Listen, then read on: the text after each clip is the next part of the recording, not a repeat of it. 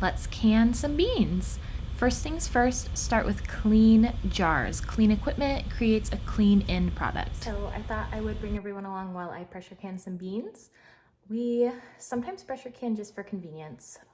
We do it to free up space in our freezer so we can put more meat in there, but also so that we can just grab and go things off the shelf when we're busy. And beans is one of those things that I don't always have time to pre-soak and cook for a long time and all of that. So I am putting some into jars so that we can just grab them off the shelf.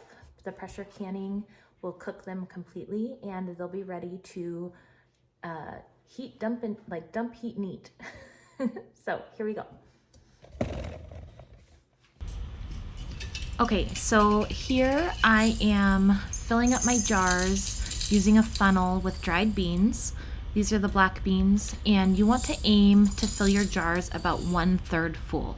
That will give you a full jar of beans when they're done being canned at the perfect cooked consistency. If you fill them up too full, you'll end up with hard beans. There's not really a downfall to not filling them up full enough. They will just float in their liquid. I like to maximize my jar space though. So 1/3 is what I do, and it seems to work out just perfect. And this works with any kind of bean. So here's where I'm telling you that it works with any kind of bean. I've got some small black beans, I've got Great Northern white beans, garbanzo beans, pintos, and red kidney beans here.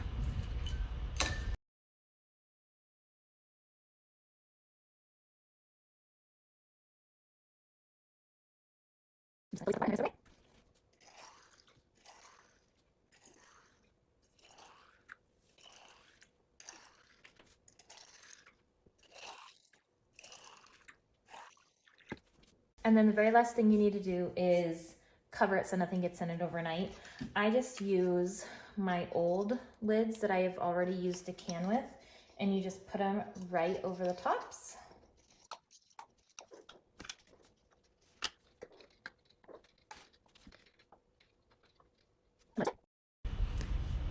This is what the beans look like a couple hours later. They are already starting to soak up the liquid and fill the jars. Okay, hey everybody. It is the next day. It is like mid-afternoon. We went to church this morning, so I didn't have time to process them this morning. But the great thing about this is you can leave them, as long as they soak like 12 hours, you're good to go. So you can leave them as long as you need to. But see how we're almost up to the top? That's perfect because they will finish absorbing water and cook while they're being pressure canned. So this is a fairly hands-off process. This one's gonna still be fine, even though it has some extra space at the top, because a little extra liquid is not a bad thing. That's what the garbanzos look like.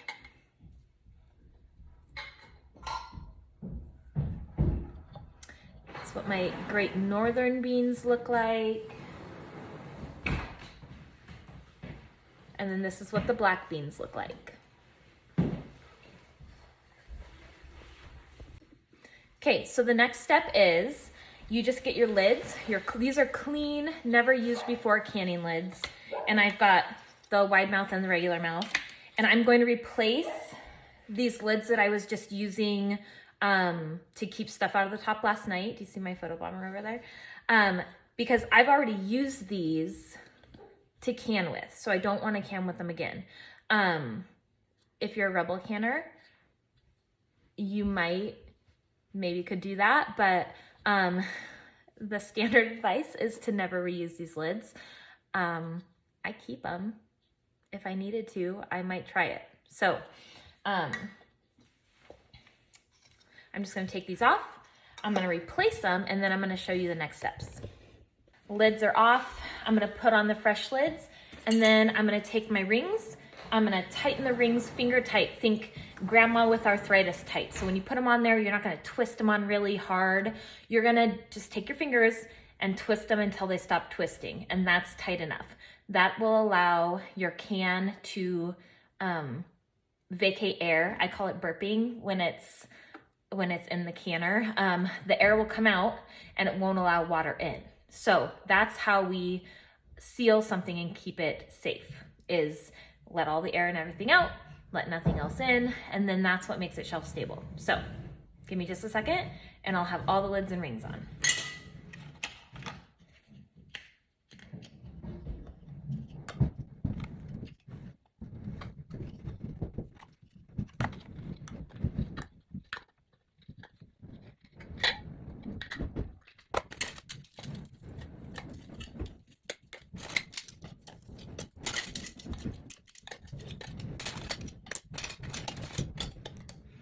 Okay, I'm gonna demonstrate finger tight for you right now.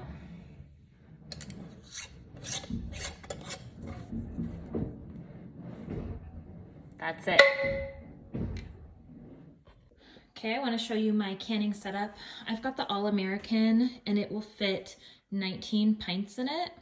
And I just have my lid and my canning racks and my weight ready to go.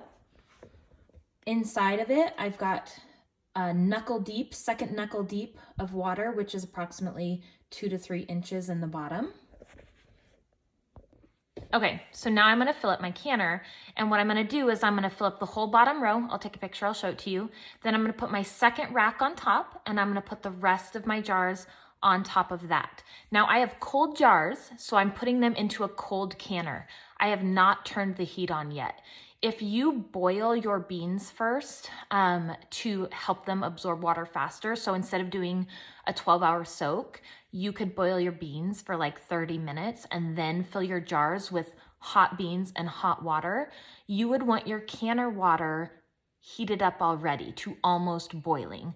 Otherwise, you're dealing with something called thermal shock. If you put a cold jar in the hot liquid, it can shatter. That's when you have failures. That's where a lot of canning failures happen. So I just remember cold jars in cold water or hot jars in hot water. If I'm canning jam, it's hot, my canner is hot. If I'm canning beans or raw pack meat, that goes into a cold canner and I bring it up to temp from there, okay? Okay, let's take a little peek in there. I've got my first row, so I've got 8 wide mouths in the bottom there, and I am going to put my rack on top. I've got this, goes right on top there. I'm gonna put my next jars and do a second layer. Okay, I'm just putting the rest in.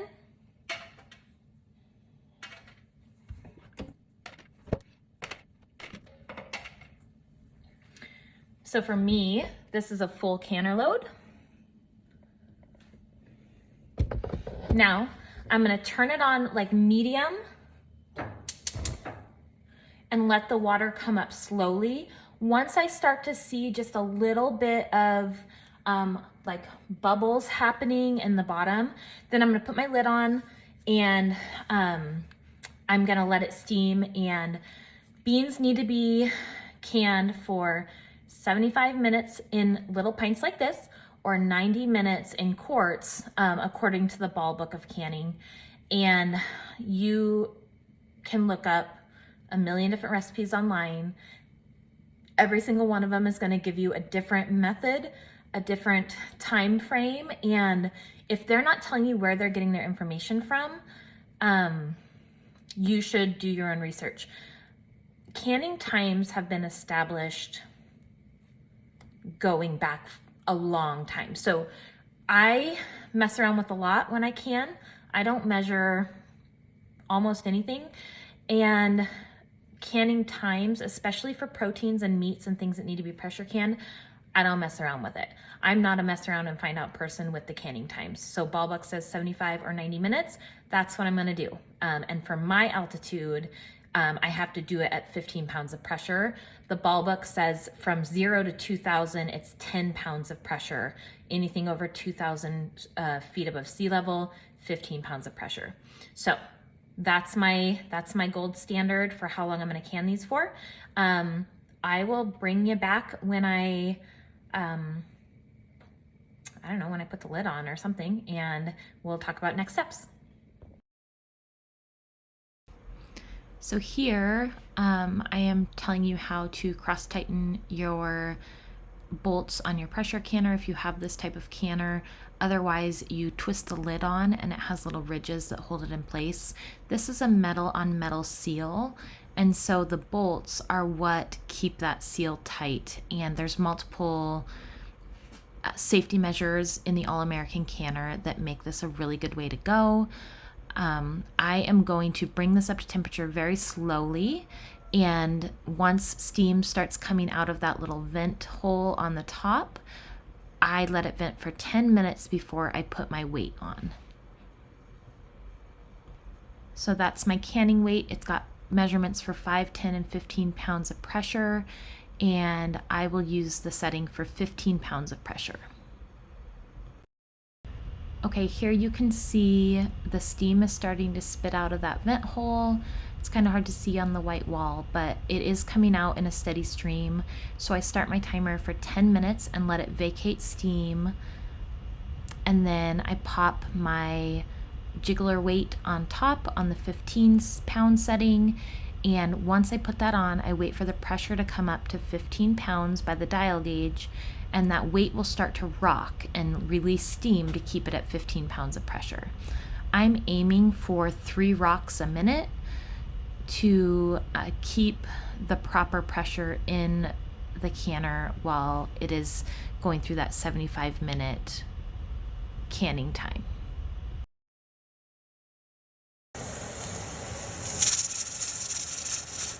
So that's what it looks like when it starts bottling. So I am going to start my timer.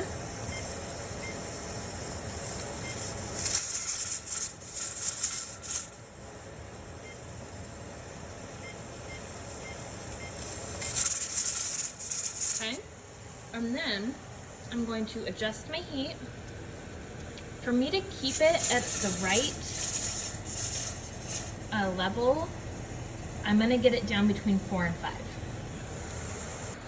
So then I'm just gonna listen for it to make sure it rocks a couple times a minute, and kind of hang out around my kitchen, eat some lunch, and wait for it to be done. Okay, so I turned the heat off. I'm waiting for the pressure to come down. It's really important to remember to leave that weight on. Leave it on until the pressure comes down to 0, and then wait a couple minutes before you take that weight off to get the rest of the steam out. If you try and take it off too soon, your jars will siphon, which means that liquid that's inside of them will try and come out, and that can compromise your seals. You might not have as high of a seal rate. So be patient, grab some coffee, and wait for it to come down naturally, and then take your lid off. Okay, so we are at 0. You can see that. So I'm gonna take the thing off. It's gonna spit out the rest of the steam, and then we can take the lid off safely.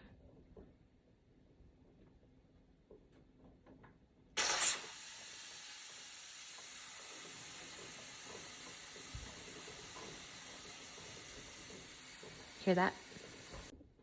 Okay, I have taken the weight off. I have let the rest of the steam come out, the steam vent, and now I'm gonna take the lid off. So I'm going to loosen up the things, and I'm gonna tip the lid away from my face so that no steam comes up into my face, okay?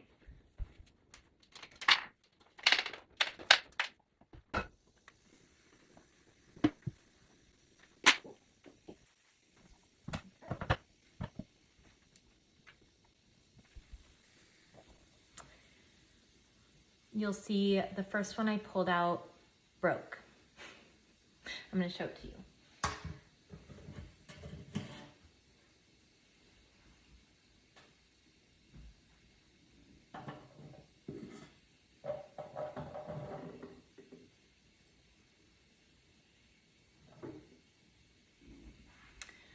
I use a lot of secondhand and heirloom jars, and sometimes even if you look at them really closely, they can have cracks in them that you can't see. And so I think that's what happened with this one. But I'm gonna take the rest of them out.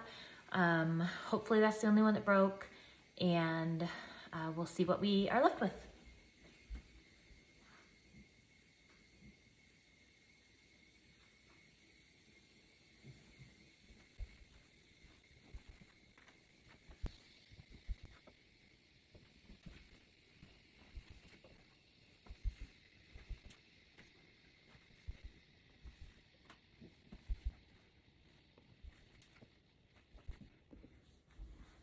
All right, so this is them.